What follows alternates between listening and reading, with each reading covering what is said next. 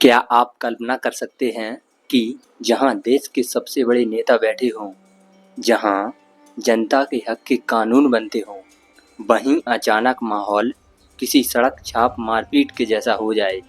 बात है 21 अक्टूबर 1997 की, उत्तर प्रदेश की विधानसभा लखनऊ।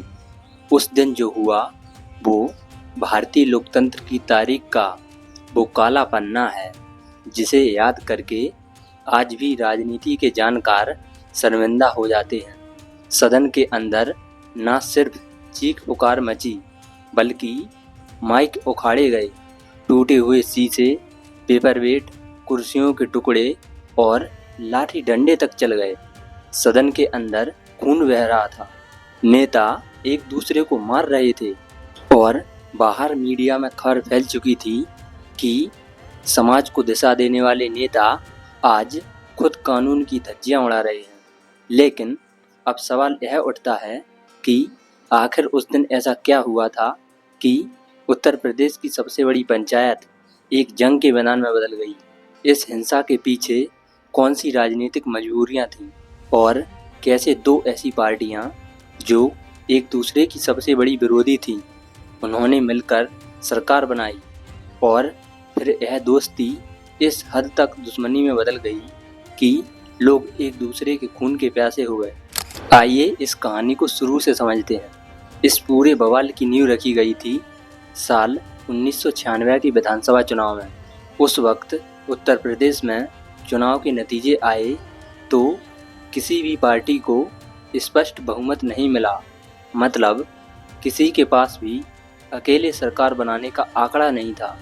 एक तरफ बीजेपी थी जो सबसे बड़ी पार्टी बनकर उभरी थी, तो वहीं दूसरी तरफ बहुजन समाज पार्टी यानी बीएसपी थी, जिसका अपना एक अलग ही जनाधार था। राजनीति का नियम है कि जब कोई रास्ता नहीं दिखता तो अजीबो-गरीब समझौते होते हैं।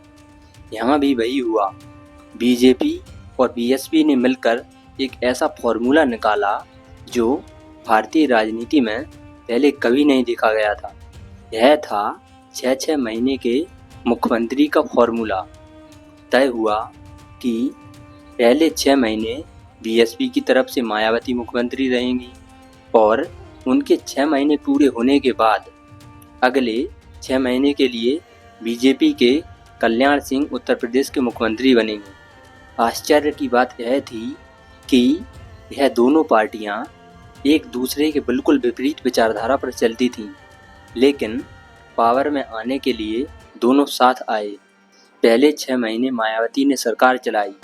उनके कार्यकाल में कई ऐसे फैसले हुए जिनसे बीजेपी के अंदर असंतोष बढ़ने लगा, पर समझौते के मुताबिक सितंबर 1997 में मायावती ने अपना कार्यकाल पूरा किया और कल्याण सिंह के हाथ में उत्तर प्रदेश की कमान आ गई। कल्याण सिंह के मुख्यमंत्री बनते ही दोनों पार्टियों के मतभेद खुलकर सामने आने लगे।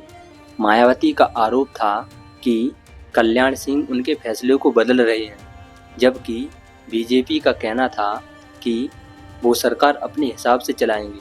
आखिरकार कल्याण सिंह के मुख्यमंत्री बने अभी 1 महीना भी पूरा नहीं हुआ था कि 19 अक्टूबर 1997 को बीएसपी ने बीजेपी सरकार से अपना समर्थन वापस ले लिया। समर्थन वापस लेते ही कल्याण सिंह की सरकार संकट में आ गई। अब नियम के मुताबिक कल्याण सिंह को सदन में अपना बहुमत साबित करना था, यानी फ्लोर टेस्ट का दिन तय हुआ। राज्यपाल रोमेश भंडारी ने कल्याण सिंह को 21 अक्टूबर तक का वक्त दिया कि वो विधानसभा में अपनी मेजॉरिटी साबित करें। यहीं से शुरू होता है असली जोड़ तोड़ का खेल। राजनीति के जादूगर सच में पर्दे के पीछे सक्रिय हो गए। बीजेपी को अपनी सरकार बचाने के लिए कुछ विधायकों की जरूरत थी और दूसरी तरफ विपक्ष, जिसमें मुलायम सिंह यादव की समाजवादी पार्टी, कांग्रेस और बीएसपी शामिल थी, वो हर हालत में कल्याण सिंह की सरकार को गिराना चाहते थे। 21 अक्टूबर 1997 की सुबह जब सभी विधायक लखनऊ की विधानसभा में इकट्ठा हुए तो हवा में पहले से ही तनाव था। हर किसी को लग रहा था कि आज कुछ ना कुछ बड़ा होने वाला है। सदन की कार्रवाई शुरू हुई। पहले से ही दोनों तरफ के विधायक आक्रामक मूड में थे। जैसे ही वोट की प्रक्रिया शुरू होने की बारी आई, सदन में हंगामा शुरू हो गया। कांग्रेस और बीएसपी के कई बागी विधायक बीजेपी के पक्ष में वोट देने के लिए तैयार थे, जिससे विपक्ष पूरी तरह से बौखला गया। विपक्ष का आरोप था कि विधानसभा अध्यक्ष यानी स्पीकर केसरीनाथ त्रिपाठी बीजेपी के पक्ष में काम कर रहे हैं और बागी विधायकों को गलत तरीके से समर्थन देने की इजाज़त दे रहे हैं। बस यही वो मोड़ था जहां से बातचीत से निकलकर हाथापाई और आक्रोश में बदल गई। अचानक कुछ विधायक स्पीकर की चेयर की तरफ भागे और नारेबाजी शुरू हो गई। कुछ ही सेकंड्स में माहौल इतना ज़्यादा खराब हो गया कि किसी को समझ ही नहीं आया कि क्या हो रहा है। जो नेता कुछ देर पहले एक दूसरे को ताना मार रहे थे, वो अब एक दूसरे पर फिजिकल अटैक करने लगे। सदन के अंदर जो भारी भरकम माइक लगे होते हैं, उन्हें उखाड़ना शुरू कर दिया। नेताओं ने उन्हीं लोहे के माइक्स को उखाड़कर एक दूसरे के ऊपर फेंकना शुरू कर दिया। स्पीकर की टेबल पर रखे हुए भारी पेपर वेट्स, ग्लास मोमेंटोस और लकड़ी के ब्लॉक्स को हथियार की तरह इस्तेमाल किया जाने लगा। देखते ही देखते सदन एक जंग के मैदान में बदल गया। कुर्सियों को तोड़कर उनके लकड़ी के टुकड़ों को डंडे की तरह इस्तेमाल किया जाने लगा। विधायक एक दूसरे को घसीट रहे थे, लात घूंसे चल रहे थे और जो भी चीज़ हाथ में आ रही थी उसे एक दूसरे पर फेंका जा रहा था। विपक्ष के नेता बीजेपी के विधायकों पर हमला कर रहे थे और बीजेपी के विधायक विपक्ष के नेताओं पर हमला कर रहे थे।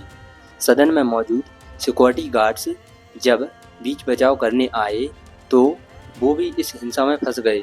कई विधायकों के सिर फट गए, चेहरे से खून बहने लगा और उनके कपड़े तक फट गए। उस दिन की सबसे खौफनाक तस्वीर तब सामने आई जब विधानसभा के अंदर फर्श पर खून के धब्बे और टूटे हुए माइक और शीशे बिखरे पड़े थे। कई विधायक इतनी बुरी तरह से जख्मी हो चुके थे कि उन्हें तुरंत सदन से बाहर निकालकर अस्पताल ले जाना पड़ा। पूरे देश के मीडिया में यह खबर आग की तरह फैल गई।